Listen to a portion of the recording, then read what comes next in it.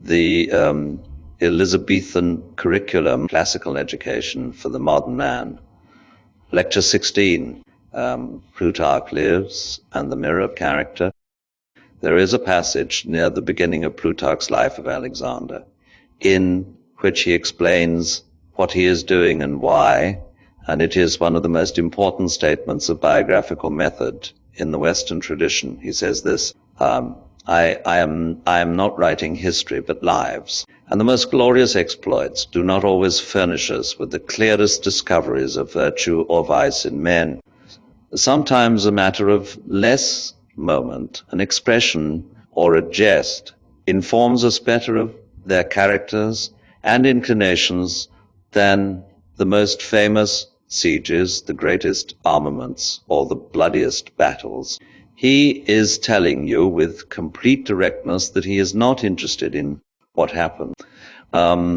He is interested in who these people were, and he believes, with a conviction that shaped 2,000 years of biographical writing after him, that who a person is shows itself most clearly not in their great public acts, but in their small private ones.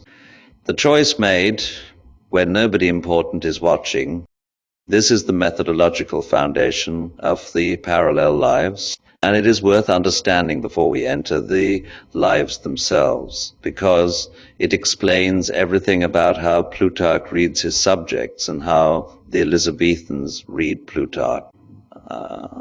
They are not administrative histories.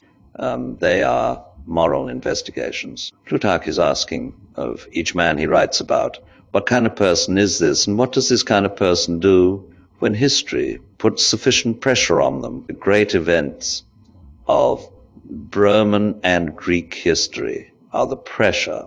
The character of the individuals under that pressure is the subject.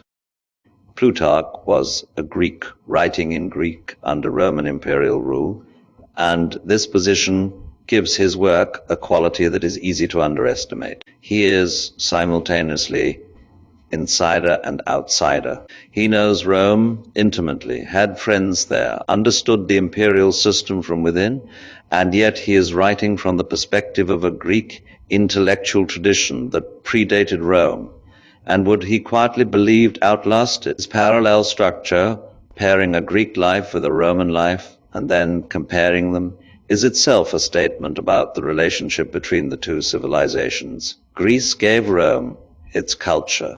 Rome gave Greece its roads and its law and its administrative order. The comparison is never entirely equal. And Plutarch knows it, and the slight asymmetry between the paired lives is part of what makes the structure interesting. He wrote 46 surviving lives, arranged in 23 pairs, each pair a Greek and a Roman of roughly comparable type. Alexander paired with Caesar, Demosthenes paired with Cicero, Alcibiades paired with Coriolanus, Theseus paired with Romulus. The pairings are not arbitrary, they are analytical. Plutarch chooses subjects whose careers illuminate each other, whose similarities reveal something about a type of human greatness and whose differences reveal something about the cultures that produced them. Alexander and Caesar, both men of world historical, military genius who died young, having transformed the political landscape of their world. What does the comparison tell you about genius, about ambition, about the relationship between individual greatness and institutional stability? Plutarch does not answer this question directly. He constructs the comparison and trusts his reader to draw the conclusions. The Elizabethans read Plutarch in Sir Thomas North's translation, published in 1579, itself translated from Jacques Amyot's French version of 1559, which was itself translated from the Greek. So the English reader was at 3 removes from Plutarch's original, and the English prose they read was not Plutarch's Greek, but a kind of Elizabethan distillation of it, filtered through two Renaissance translations and emerging with a particular flavor. This is the prose that Shakespeare heard in his head when he wrote his Roman plays, when he lifts passages almost verbatim from Norse Plutarch into Antony and Cleopatra or Coriolanus. He is not plagiarizing. He is doing what the rhetorical tradition taught him to do. He found the best version of the thing and he used it. Norse Plutarch is one of the great prose works of the Elizabethan period, and its greatness is partly accidental, the particular energy that comes from a gifted translator working at full stretch with material that genuinely excited him. North was not a classical scholar in the technical sense. He was a gentleman of good education and wide reading who encountered Amyot's Plutarch and understood immediately what it was and what it could do. His translation has the quality of a man telling you an extraordinary story that he has just heard himself, still warm from the first encounter, the excitement of discovery, not yet cooled into the careful neutrality of the professional translator. The Elizabethan reader who opened Norse Plutarch found something that the other texts in this curriculum, for all their greatness, did not quite provide. He found people, real people, or people who felt real, people whose inner lives were rendered with a vividness and a psychological specificity that made them feel present rather than historical. Cicero, in his own letters, is real in this way, but the letters are occasional, fragmentary, produced by circumstance rather than by biographical design. Plutarch's subjects are real by intention. He has set out to make you feel that you know these men, and he succeeds with a consistency that is itself a kind of genius. Caesar first, since Caesar is in some ways the central figure of the entire curriculum we have been building. Everything we have read has been moving toward him. Cicero's letters end with his murder. Virgil's Aeneid culminates in his apotheosis. The conspiracy of Brutus and Cassius that killed him is the dramatic center of Shakespeare's most classically educated play. And Plutarch's Life of Caesar is the primary source for everything the Elizabethans knew about the man himself. What Plutarch gives you is not the godlike figure of later legend or the monster of later propaganda, but something considerably more interesting.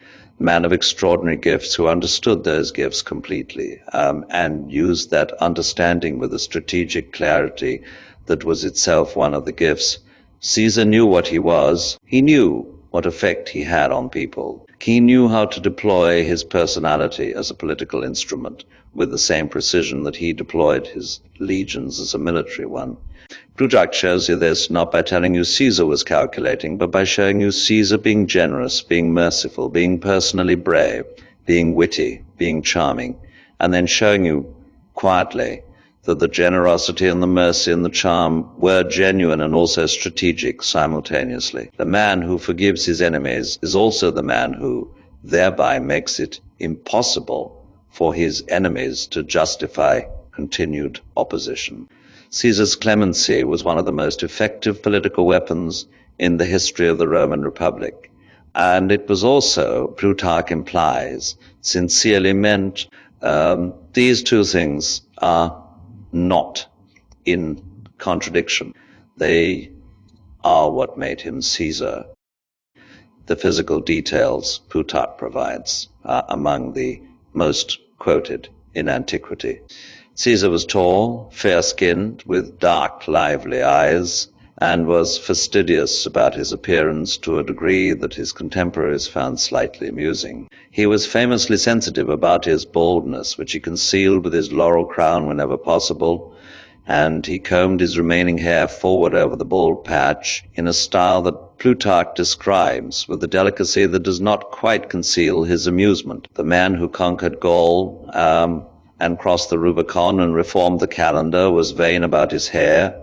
This is the kind of detail that Plutarch lives for. It does not diminish Caesar, it makes him human, and the humanity makes the greatness more rather than less remarkable. Caesar's physical courage was absolute, and Plutarch documents it repeatedly. He slept on the ground with his soldiers. He swam rivers in full armor. At the Battle of Dyrrhachium, when his troops broke and fled, he tried physically to stop them, grabbing men by the throat and turning them to face the enemy.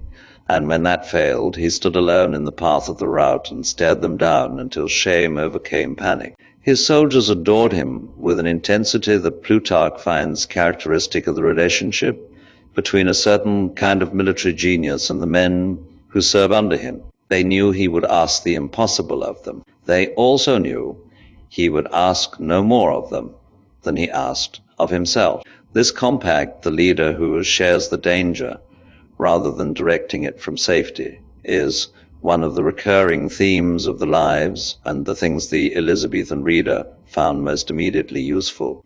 Leadership as a question of character rather than merely of position.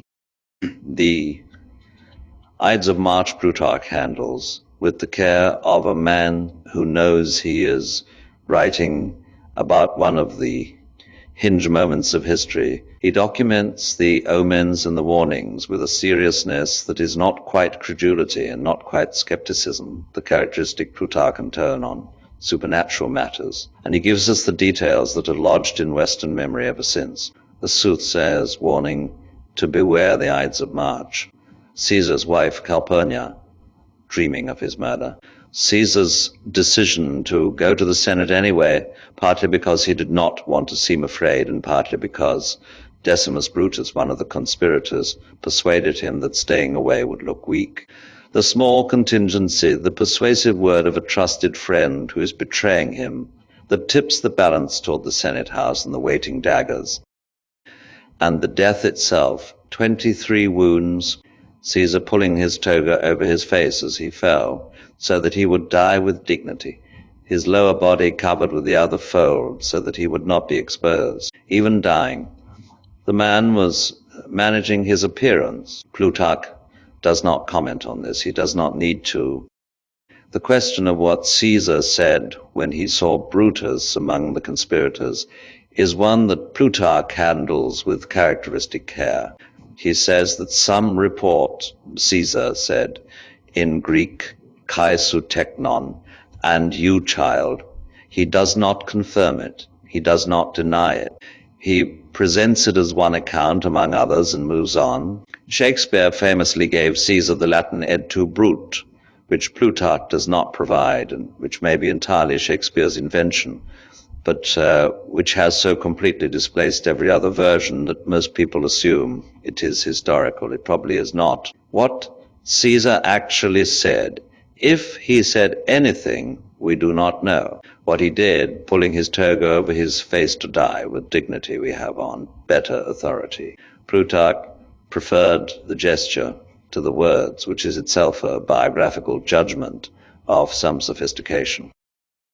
In our next lecture, we go to Brutus, who is in many ways Plutarch's most interesting Roman subject, the man who troubles him most, the life that resists the clean moral resolution that the biographical method seems to promise. Brutus is the noblest Roman, as Shakespeare's Antony says, the man whose motives were genuinely honorable and whose actions were genuinely catastrophic.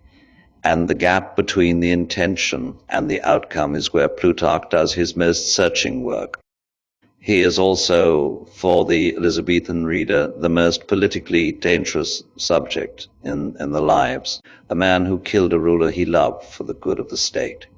The question of whether he was right is not a question that could be asked directly in the England of the 1590s.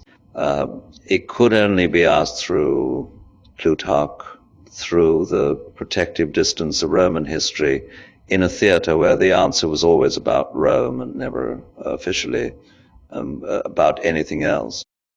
End of lecture 16.